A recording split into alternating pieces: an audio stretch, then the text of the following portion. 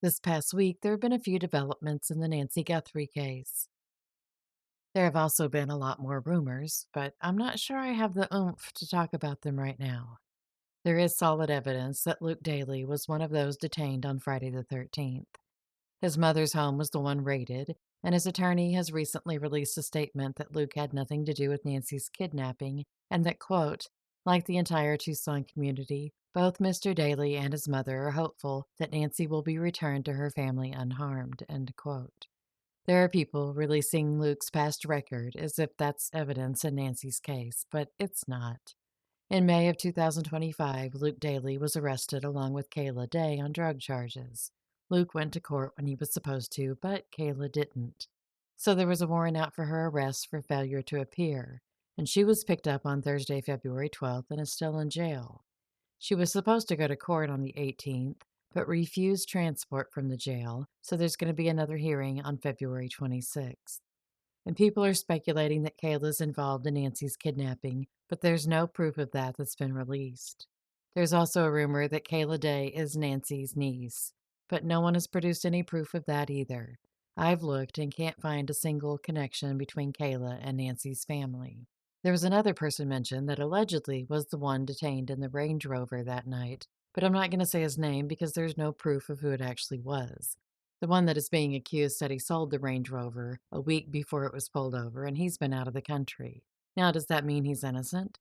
No, but I'm pretty sure he actually is out of the country, and that's because his Facebook profile is locked, and you can't lock a profile in the United States.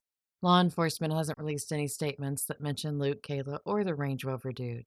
So, as of now, we don't know if any of them are involved in the case or are persons of interest. We've learned that the DNA found on the gloves isn't in CODIS, but we still haven't heard about the DNA found at Nancy's property. And either that's because more intensive testing is needed for the specimen, or law enforcement doesn't want the public to know if there's a match or not. And speaking of, I have seen so many comments from people that the sheriff's office needs to let us know this or the FBI should tell us that. Well, you know what? They aren't required to tell us anything. We aren't owed any information in an investigation, and I'm really not sure why so many people think we are. Sure, we might want to know all the scoopity doop, but law enforcement doesn't have to tell us beans. And it would be irresponsible of them to announce everything that they know. Last I looked, there had been over 50,000 tips called in about Nancy's case. And I know that the sheriff's office doesn't want to discourage anyone from calling with a tip, but please keep in mind that your opinion isn't a tip. A tip would be if you saw someone in the neighborhood that night or saw a strange car driving slowly through the neighborhood. A neighbor having footage of someone creeping through the neighborhood around the time that Nancy disappeared would be good to call in. But please don't clog up the lines with nonsense. I guarantee the FBI is better at analyzing camera footage than any of us at home watching this from our sofas. So don't call to tell them that you think you saw someone in the background of the video.